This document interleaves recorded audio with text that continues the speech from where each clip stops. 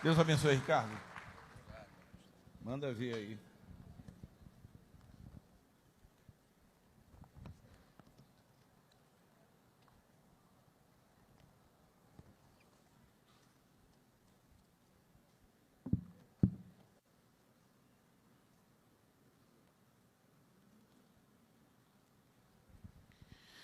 A paz do Senhor, amada igreja.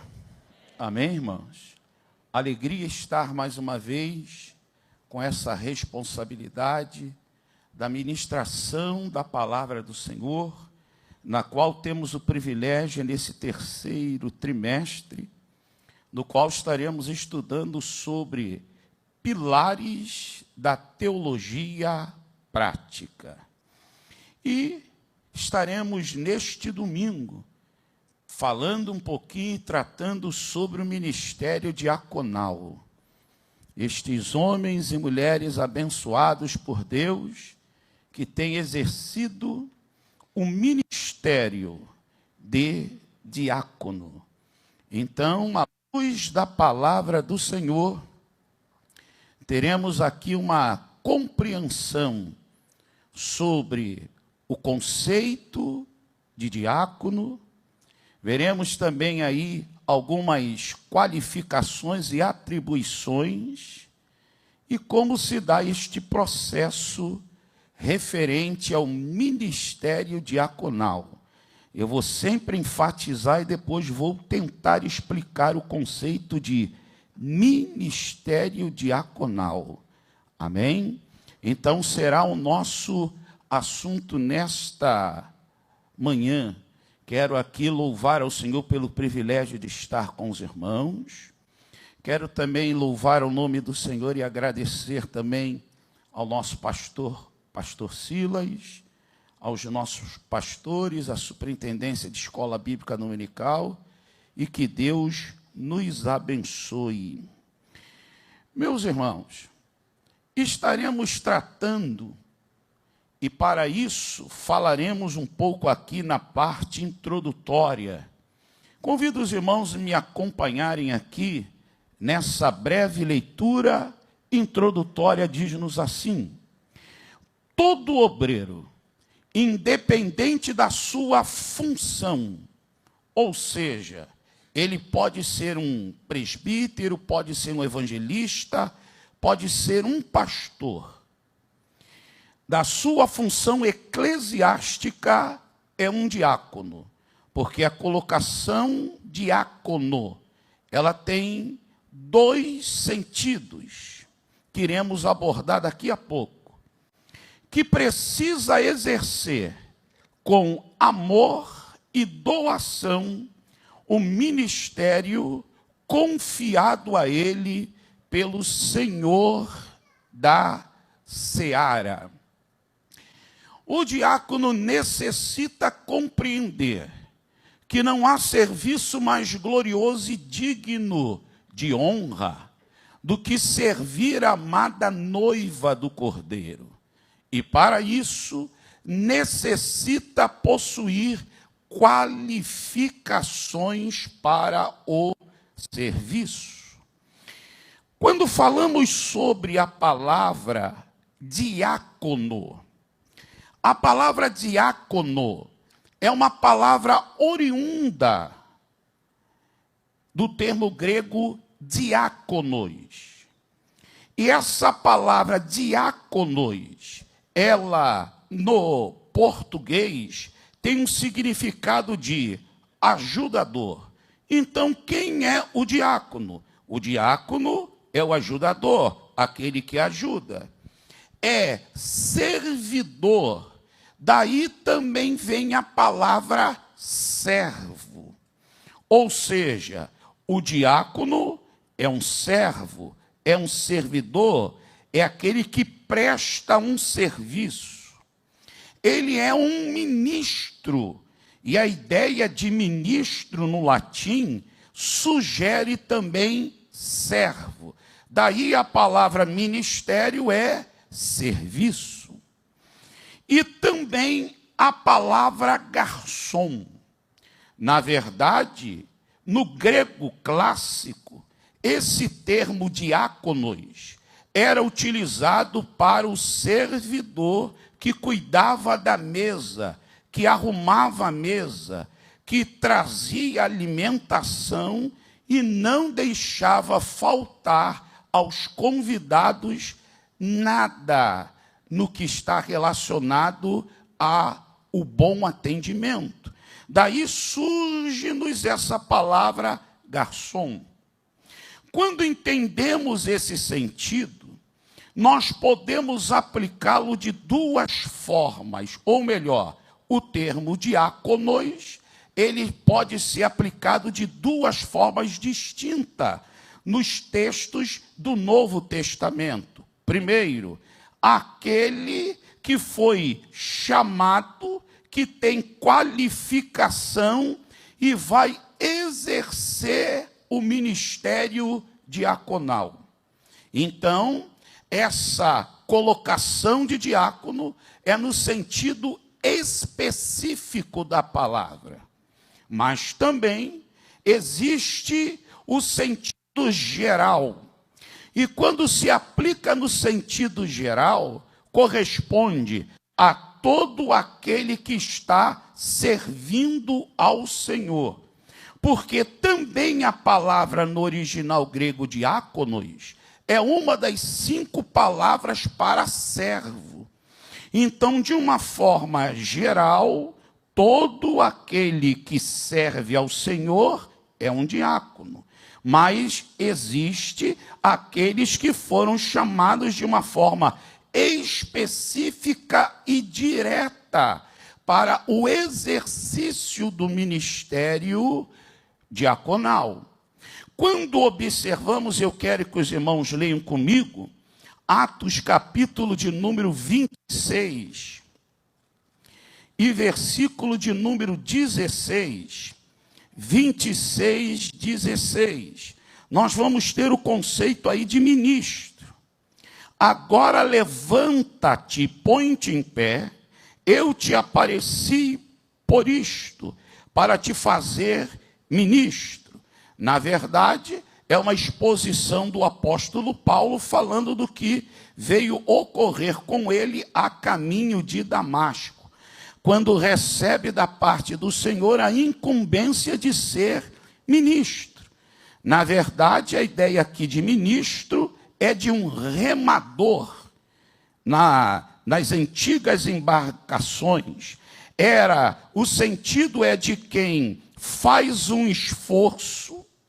Segundo, ele recebe ordem.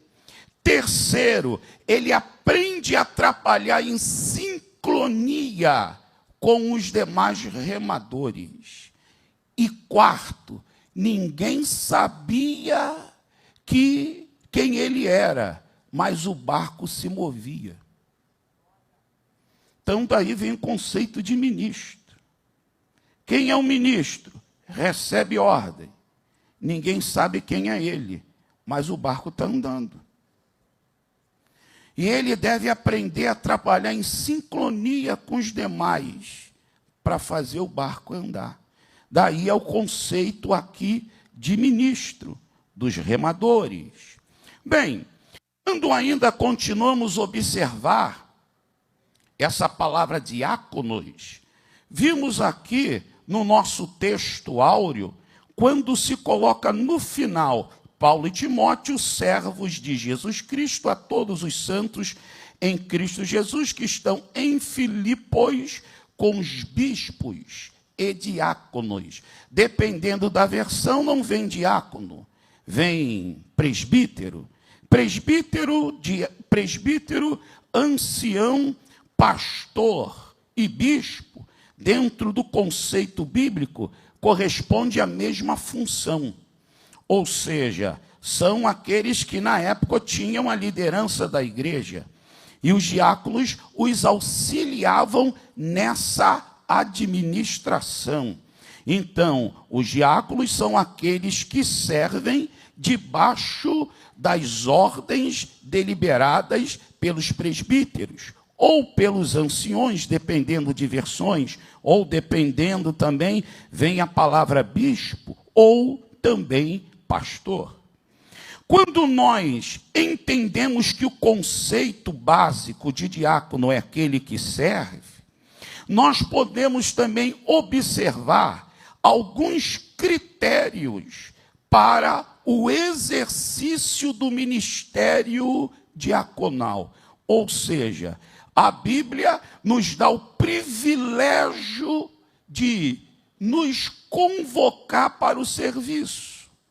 Mas também a Bíblia coloca-nos as qualidades e os requisitos para o exercício do ministério. Para isso, eu convido os irmãos a abrirem a sua Bíblia na primeira epístola de Paulo a Timóteo, no capítulo 3, e eu quero ler inicialmente alguns versículos com os irmãos.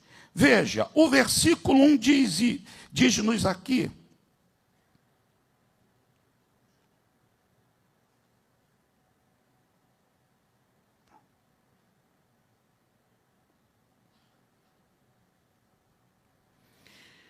diz-nos aqui, 1 de Timóteo 3,1, acompanhe comigo a leitura. Fiel é esta palavra: se alguém aspira ao episcopado, excelente obra deseja. Vamos parar aqui. Paulo está falando sobre aspira, e Paulo está falando sobre desejar. Pode existir uma variante em algumas versões, mas vamos lá. O que Paulo está falando aqui? Se alguém aspira, essa palavra no grego é oregetai. A palavra grega oregetai significa vontade em chamas. É uma vontade que arde. É uma vontade que está abrasando o peito daquele que entende que tem uma chamada de Deus. Então, a ideia aqui é desejar de maneira ardente. Aí está a palavra aspira. A outra palavra é excelente obra deseja. Em algumas versões vem almeja. E essa palavra almeja ou deseja, no grego, é a palavra epitomei. E a palavra epitomei significa desejar muito alguma coisa. Então Paulo está falando, se alguém aspira, se alguém tem um desejo ardente, se o coração dele pega fogo, se ele tem brasa no seu coração por servir. Amém. Depois Paulo fala, se essa pessoa deseja, se essa pessoa almeja, ou se ela deseja muito o exercício do ministério. Até aí está tudo bem. Vontade, desejo, querer. Mas, na visão de Paulo, não para aí. Olha os versículos 2 e 7. Agora Paulo vai falar, bem, se você tem um desejo ardente, se está pegando fogo o teu coração, se você deseja muito, mas muito mesmo, servir, olha o versículo 2. Paulo começa, é necessário. Versículo 7, também é necessário. Então Paulo agora vai usar essa palavra que no grego é dei. A palavra dei, para necessário aqui, significa, primeiro, apropriado, adequado ou obrigatório. Então Paulo está querendo dizer, meu irmão, você tem desejo? Está pegando fogo? Legal. Mas tem requisito. É necessário, é obrigatório ter qualificações.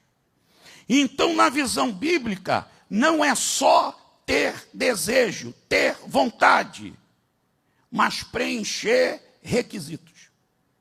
Por isso que quando Paulo fecha um e abre o 2, ele diz, é necessário, dei. Filhão, olha, escuta isso, é obrigatório. Eu vou passar uma lista de obrigações aqui que cada obreiro tem que ter. Eu vou passar uma lista aqui de requisitos. Então, na visão de Paulo, não é só ter vontade. É se qualificar.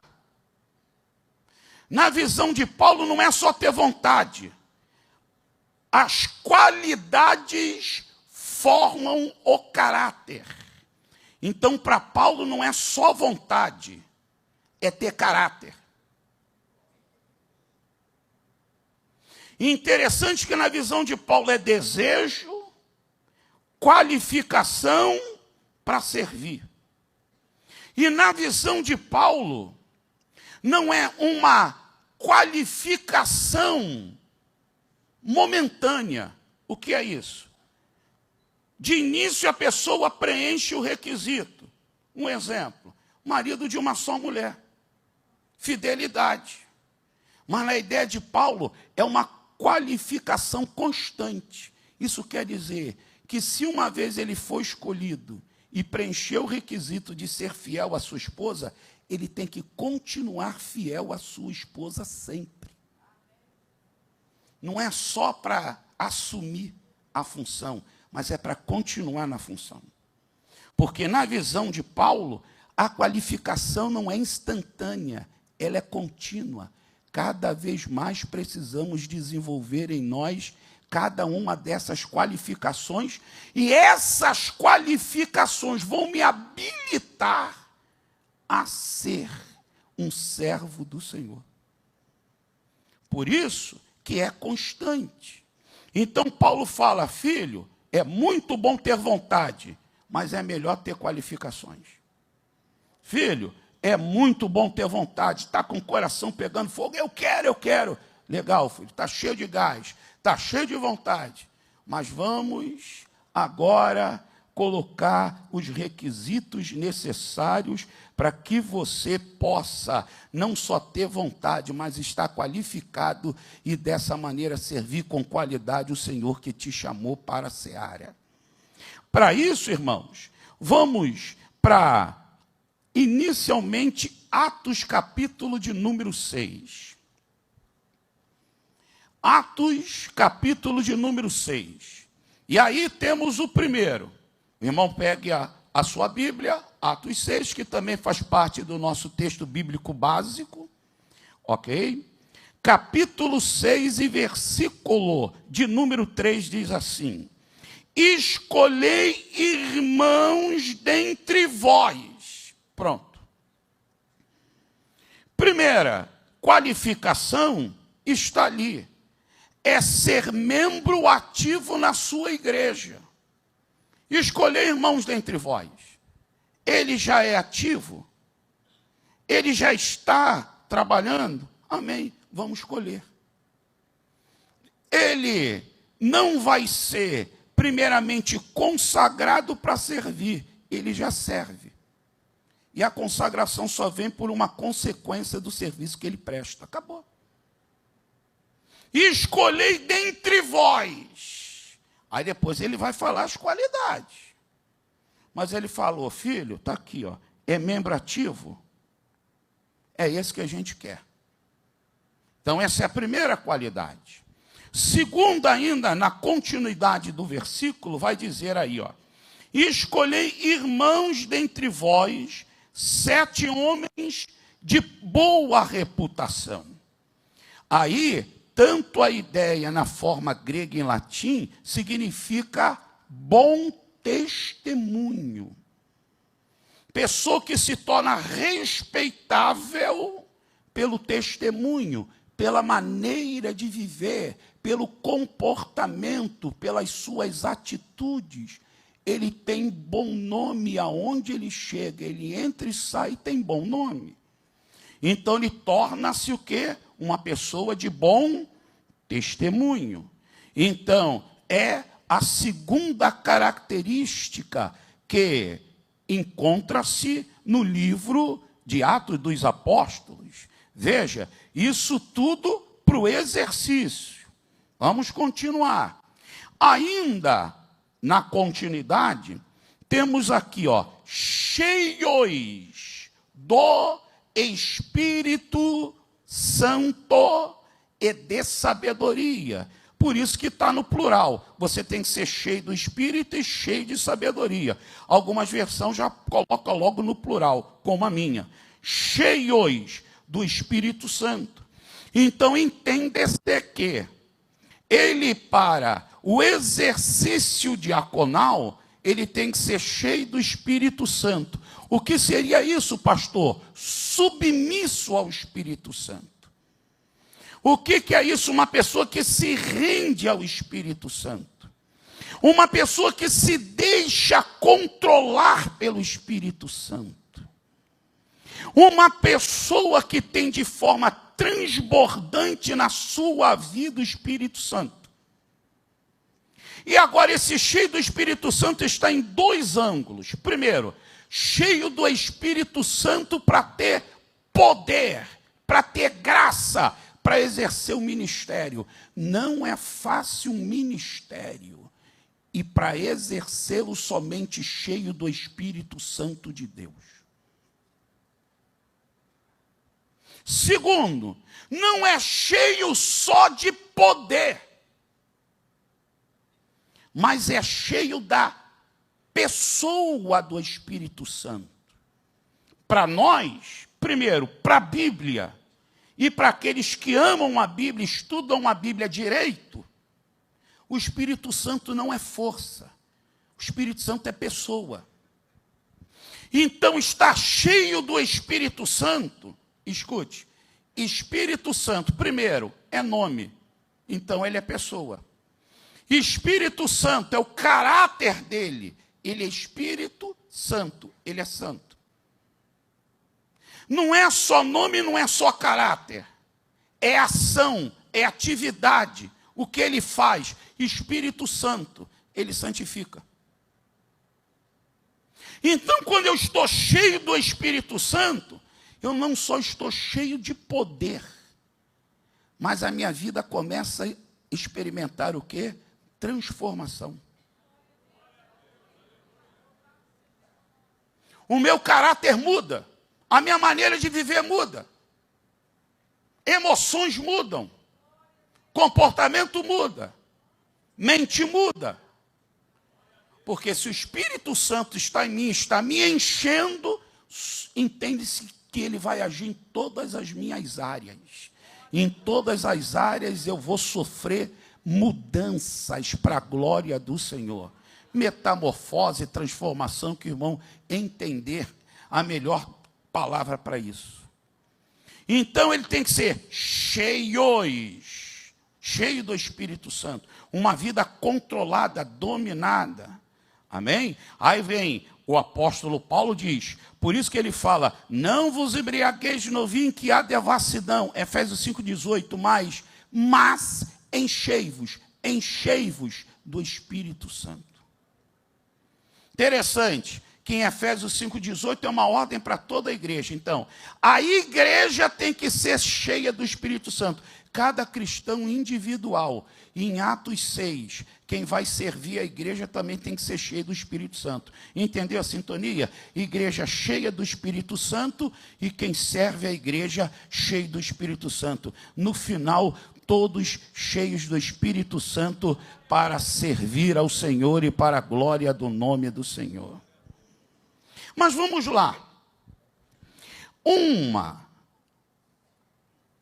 outra característica, e aí a quarta, viver com sabedoria. Está aí ainda. O texto vai dizer aí, cheios do Espírito e de sabedoria. Essa sabedoria é muito mais do que conhecimento. É muito mais do que cultura. Porque tudo isso se adquire em colégio, seminário, faculdade, cursos de etc, de graduações. Sabedoria aqui é o que Tiago vai falar. Tem necessidade, filho? Vai para o joelho e peça a Deus. Então, sabedoria aqui não fala de diploma. Não fala aqui de graduação. Aqui se fala, sim, de uma sabedoria que se extrai, primeiro, de uma convivência com Deus. Por isso que é necessário estarmos cheios do Espírito Santo. Porque se o Espírito Santo está em nós, teremos a sabedoria da parte de Deus, porque o Espírito é o Espírito que dá sabedoria.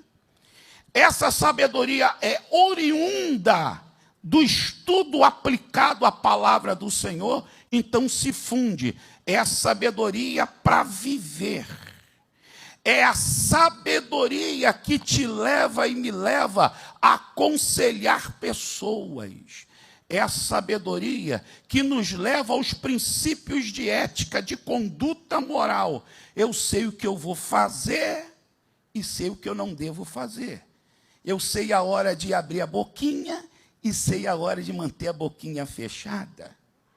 Então, cheio de sabedoria, te leva a viver uma conduta sábia. Aí alguém vai falar, não tem graduação, não tem anelzão no dedo. Mas que homem sábio eu conheci.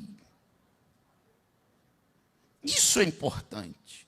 Por isso que a Bíblia fala de cheios do Espírito e cheios de sabedoria. Se ainda continuarmos mais um pouquinho, nós podemos ali irmos ao versículo 5 e diz: este parecer contentou a toda a multidão e elegeram a Estevão, homem cheio de fé e do Espírito Santo. Bem, aqui vamos pegar esses cheios de fé.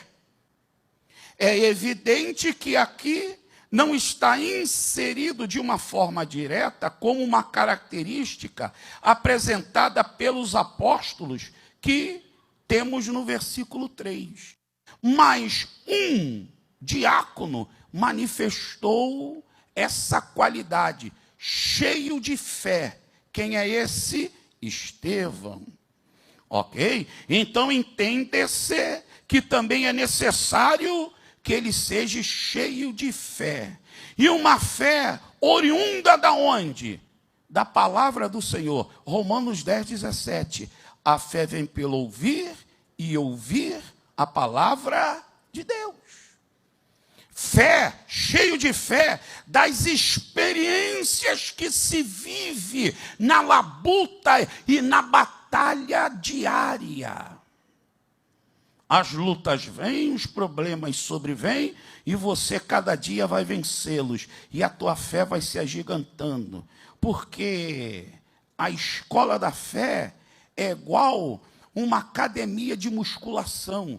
Você entra ali, não puxa nem 2 quilos. Não dá para você. Mas com o tempo 2 quilos não é mais nada. Daqui a pouco 5 quilos, que era muito pesado, já não virou nada. E vai indo, cada vez mais você vai pegando mais peso. Isso sugere o quê? Que cada vez que se desenvolve o músculo, mais peso eu pego. Então, as adversidades é o peso que vem. Desenvolve o teu músculo da fé. Então, hoje é 2 quilos. Mas a tua fé desenvolve, daqui a pouco é 4, daqui a pouco é 6, daqui a pouco é 10, daqui a pouco é 20, daqui a pouco é 30. Você vai ficando musculoso, cheio de fé, e vai vencendo para a glória e para a honra do nome do Senhor Jesus.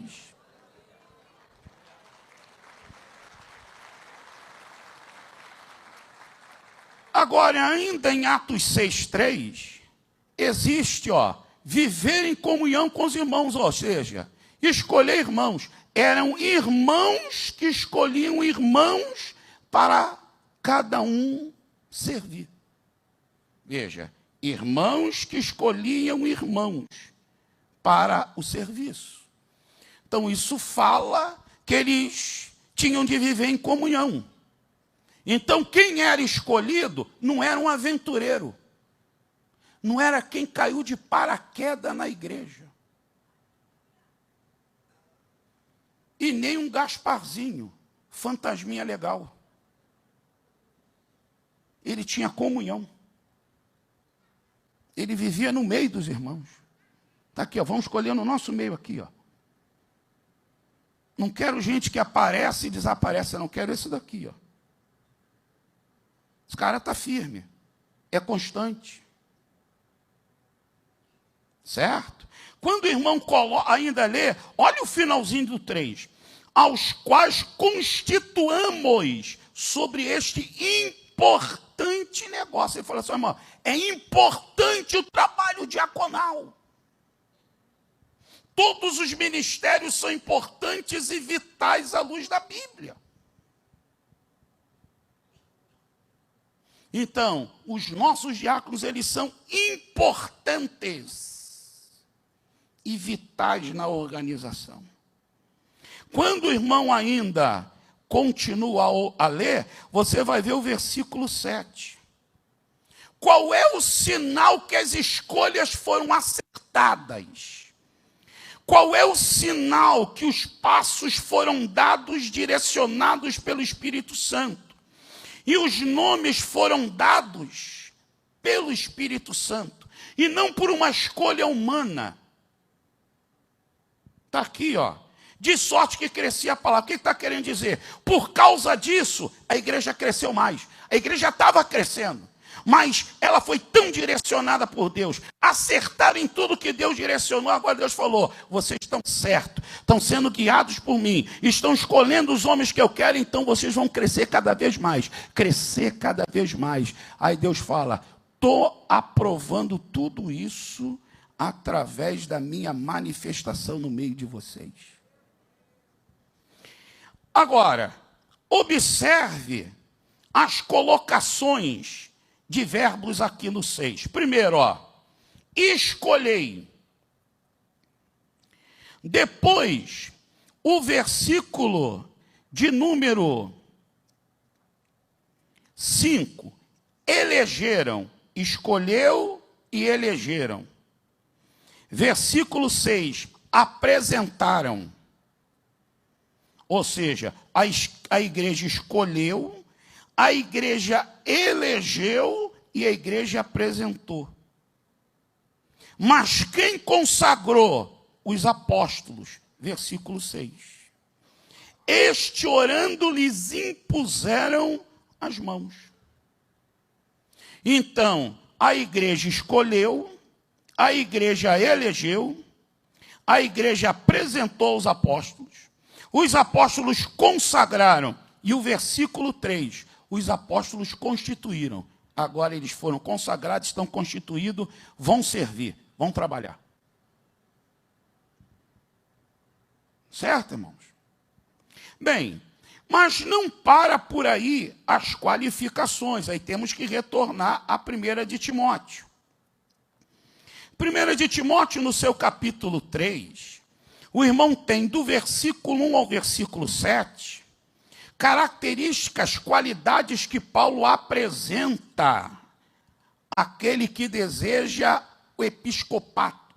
Vamos lá, deseja ser, ou o termo seria esse, bispo, presbítero, ancião, pastor, que é termo único, correspondente a essa função. Então, filho, você deseja? Legal. Vamos preencher agora os requisitos? Está aí. Tem essas qualidades todas? Se não tem, então, irmão, vê que a Bíblia coloca critérios. E não tem só essa lista, tem Tito 1 também. É bom de dizer que 1 de Timóteo, 2 de Timóteo e Tito são conhecidos como epístolas pastorais. Paulo fala a pastores, orienta a pastores. Timóteo liderava a igreja em Éfeso, aquela mesma igreja de Éfeso fundada por Paulo, que recebe a primeira carta do Apocalipse, que recebe a epístola aos Efésios. Essa mesma igreja.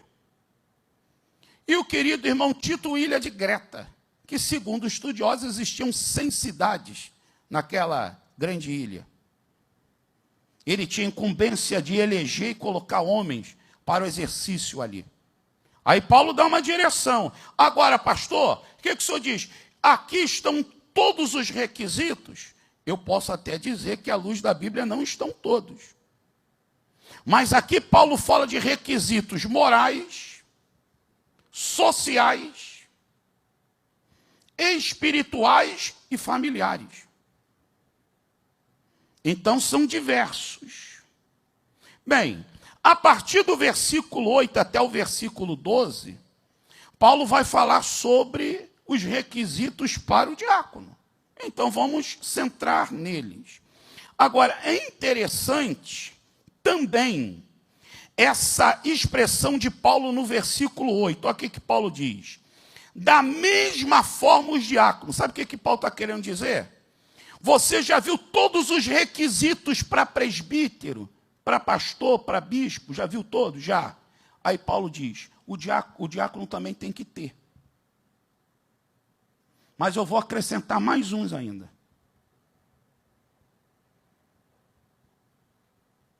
Então é uma lista completa que não para. Aí Paulo começa, da mesma forma os diáconos sejam respeitáveis. É a boa reputação, é o bom testemunho, que já vimos lá em Atos 6,3. Mais uma vez repete aqui. Depois Paulo continua e fala-nos, sinceros, transparentes, verdadeiros, aonde a luz não possa ser reprimida, mas que a luz possa passar por eles.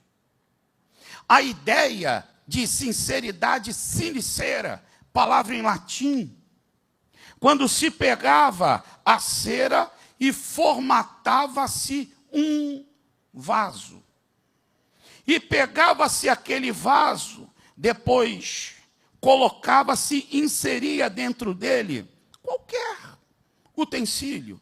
E aí você pegava aquele vaso, direcionava para a luz, e se você visse o que estava no interior do vaso, você dizia, sincera, sem cera, transparente, verdadeiro, sem máscara. Você pode ver dentro dele. A luz não é repelida, a luz invade ele. Daí vem a ideia de sinceridade para a gente. Sincero é a pessoa verdadeira, transparente. Ele não repele a luz penetra nele. Você pode vê-la de forma clara e nítida. É isso aí, sinceridade. Certo? Em algumas versões, como Almeida, Revista e Corrigida, vem homens de língua doble. Quer dizer que ele não pode ser uma pessoa faladora, uma pessoa com duas palavras, diz uma coisa, depois diz outra. É isso que o texto diz. Acabou. Em outras palavras, não pode ser fofoqueiro. É o que o texto diz e é isso aí. Está vendo como a Bíblia é bem verdadeira. Amém, irmãos? Vamos lá. Ainda no versículo 8, Paulo vai falar, olha, não dados a muito vinho. Na verdade, Paulo diz, filho, não seja inclinado, não se ocupe, não tenha isso como uma ocupação, não seja dominado pelo vinho. É isso que Paulo está falando. Agora, aqui está inserido qualquer tipo de vício. Então, todo aquele que tem uma chamada ministerial, ele evita tudo aquilo que pode amarrá-lo, prendê-lo. E se ele está amarrado, preso, ele não pode, de maneira correta e fiel, desempenhar um ministério. Continuando. Paulo ainda vai falar ainda, no versículo 8, não cobiçosos de sórdida ganância. Certo? Aí o negócio ficou melhor ainda. Acharos quertes. É a palavra no grego. Que significa, ó, ele não pode ser perverso, obsceno, vergonhoso, repulsivo e desonesto. Não pode, Paulo está querendo dizer, essa pessoa não pode roubar. Então, Paulo está falando que o exercício do ministério não deve criar cobiça no coração. Você deve fazê-lo como servo que ama ao seu Senhor, mas não desejoso em tirar daquilo lucro vil. Aí Paulo ainda pula agora, e eu vou para o 10, no finalzinho Paulo fala uma palavra irrepreensíveis, já uma palavra do grego anepilepiton, que significa que ele não pode ter censura, ninguém deve apontar o dedo para ele. Ou seja, um ministério sem censura, um ministério sem repreensão, que ninguém aponte o dedo para você e diga isso, isso, isso. E interessante que Paulo usa uma vez só para o diácono, mas Paulo usa 3 vezes para o pastor isso. Irrepreensível, irrepreensível. 2 vezes em Timóteo e 1 vez em Tito. Aí Paulo vai, e nós vamos para o versículo 9, Paulo diz, conservando o ministério da fé com a consciência pura. Paulo diz, que mistério da fé é esse? Ou seja, é você guardar a sua fé pura. Para guardar a fé pura, precisamos de oração, precisamos de estudo da palavra, precisamos de jejum, de uma vida de adoração. Aí ele está falando do obreiro, no sentido de ter esse mistério da fé com a consciência pura. Ele fala, filho, zele pela palavra, ame a palavra, pratique uma vida de oração, pratique uma vida de adoração, uma vida de jejum, tenha uma vida de intimidade e comunhão com teu Deus.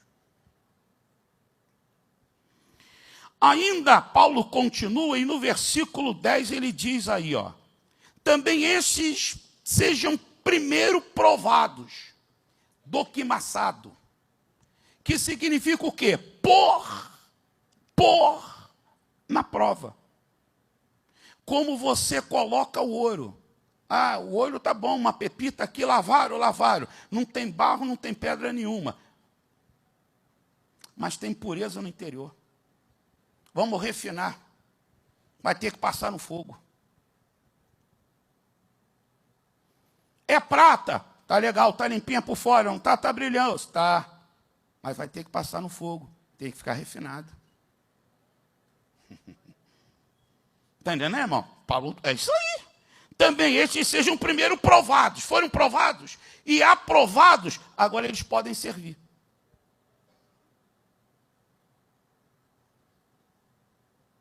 Então, na visão bíblica, não é só cantar um nome, é ver se a pessoa tem qualificação e se ela passa pela prova para depois servir.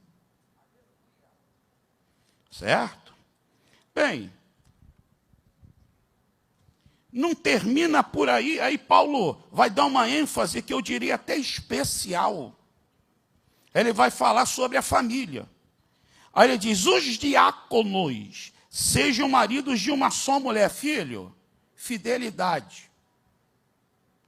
É uma exigência que Paulo coloca para todos os ministros. Primeiro ele fala para o presbítero, em 1 Timóteo ele fala uma vez, em Tito ele fala mais uma vez.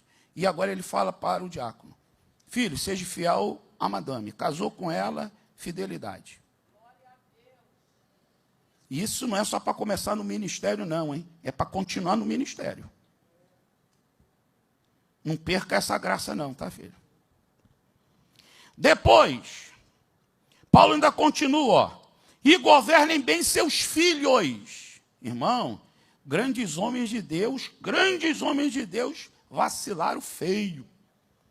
Nisso daí, pastor, irmão quer queimar, não queima ninguém, irmãos. É a Bíblia que apresenta, a gente aprende com tudo isso. Os acertos e os erros.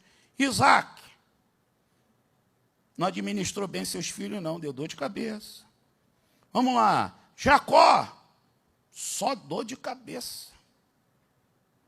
Samuel, um homem de Deus maravilhoso, botou os filhos no trabalho dele, Que dor de cabeça os 2 meninos deram para ele.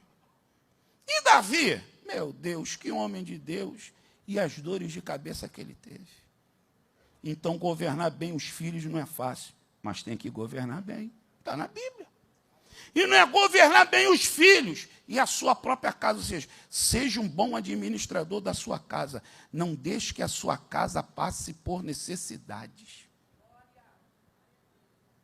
Administre. Ok? Então, são as características. Agora, olha o versículo 13, e aí tem bênção para quem vai exercitar o ministério. Porque os que servirem bem como diácono, isso aqui é lindo. Primeiro, filho, pastor, qual é a primeira bênção de um diácono? É servir. Então, se você está servindo, já dá glória a Deus. Você já está recebendo uma bênção da parte de Deus. Agora, Paulo diz, não é servir de qualquer forma, não, filho.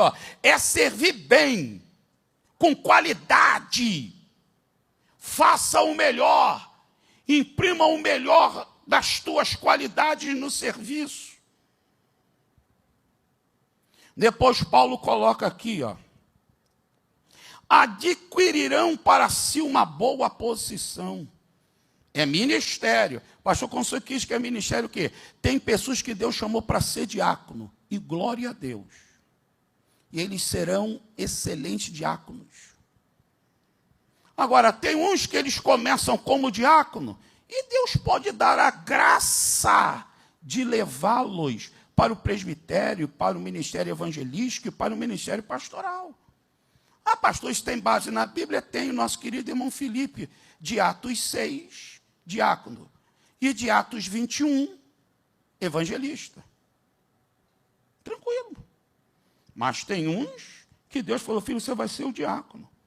E não adianta consagrar o abençoado a outra função, porque ele vai ficar perdido. Que é ministério dele. E me perdoe a colocação, sei que nós não pensamos dessa maneira. Mas diácono não é a raspinha do ministério. É um ministério que Deus chamou e que Deus honra. É tão honrado que o maior diácono pisou nesse mundo, que foi Jesus. Marcos 10, 45. O Filho do homem não veio para ser servido, mas para servir. A palavra servido e servir vem da palavra grega diáconos. Ou seja, Jesus foi diácono. Jesus serviu pregando, ensinando, curando, multiplicando pães, multiplicando peixe. Ô mar, está muito revoltado, fica calmo, vento, vai ficando brisa. Jesus trabalhando. O ápice do serviço dele, morro na cruz do Calvário para que todos sejam salvos. É honroso, irmão. É honroso. Então quem é diácono tem glória a Deus. É honra. Certo? Agora, e por último, Paulo ainda finaliza aqui, e muita confiança na fé que há em Cristo Jesus. Tá ok? É a terceira bênção. Então, aí você tem essas 3 bênçãos no versículo de número 13. Diácono, a ideia de servo. Aquele que se empenha, que se dedica, que se doa, que faz um serviço não por obrigação, mas procura fazê-lo com qualidade. Então, o diácono tem que ser trabalhador, tem que ser fiel, tem que ser prudente, tem que saber cuidar dos seus irmãos, ele tem que servir bem, ele tem que estar pronto para aprender e tem que ser humilde. Isso são características básicas para aquele que vai o quê? Servir. O diácono, temos aí também, no caso do nosso querido irmão Estevão, no caso do nosso querido irmão Filipe, um exímio evangelista. Não é isso aí, irmãos? Por quê? Diácono também ganha alma. Na igreja primitiva, a igreja primitiva não ficava esperando. Né? Eu desenvolvendo um trabalho sobre missões no Antigo Testamento, tomei por base Atos, você vai observar que na igreja primitiva, ganhador de alma era diácono, era apóstolo e eram crentes nominais. Então a igreja não esperava pelos pregadores, a igreja ganhava alma. Um texto central para isso é só ler Atos 11 a partir do 19. Veja lá, a igreja está perseguida, eles foram em vários lugares, crentes anônimos, ninguém sabia quem era não, mas ganharam almas. Quem fundou a primeira igreja fora dos limites de Jerusalém? Crentes anônimos, a igreja em Antioquia, na Síria. Certo? Então, evangelista ganha, o diácono é um ganhador de alma, e Atos 8 fica isso claro. Filipe era um ganhador de alma pessoal, primeiro de massa, ele pregou às multidões, depois evangelizou pessoalmente. E não parou de evangelizar, porque Atos, capítulo de número 8, ele está evangelizando ali. Aí o texto diz que ele vai para Cesareia. Aí lá em Atos 21, ele aparece em Cesareia. Já haviam se passado 25 anos, e ele continuava ganhando alma. Certo? Diácono como um porteiro. E aí nós temos esse princípio extraído da onde? Da função dos levitas. Porque é bom ressaltar que levita não era só cantor. Levita era todo aquele que servia a Deus. No antigo, era tesoureiro, era porteiro, era o guarda, era o secretário, era quem fazia a limpeza do templo, era o cantor, era um músico também, era o sumo sacerdote, era o sacerdote. Então, toda a função referente ao culto a Deus, quem fazia eram os levitas. E a função de porteiro era oriunda deles também. Então, era um ministério, eles tinham de ser homens valentes para guardar a entrada do templo, tinham de ser homens capazes, eram conselheiros prudentes e eram adoradores. E por último, irmão, função da filantropia. Porque quando você chega em Atos 6, uma das funções, uma das causas que levaram a se erguer a função, o ministério de diácono, foi pela necessidade de uma filantropia, de cuidar de pessoas necessitadas, que também é uma função, à luz da Bíblia, dada ao diácono. Então, diácono, à luz da Bíblia, tem essas qualificações, tem estes serviços e devem estar debaixo da liderança de um presbítero. Bem, à luz da Bíblia, exemplo de diácono, Jesus. Dois grandes exemplos de diácono, Estevão e Filipe. A Bíblia fala de um ministério diaconal feminino, fala, Romanos 16, 1 e 2, a nossa irmã Febe. Que Deus nos abençoe e continue colocando a sua boa mão sobre nós. Obrigado. Amém.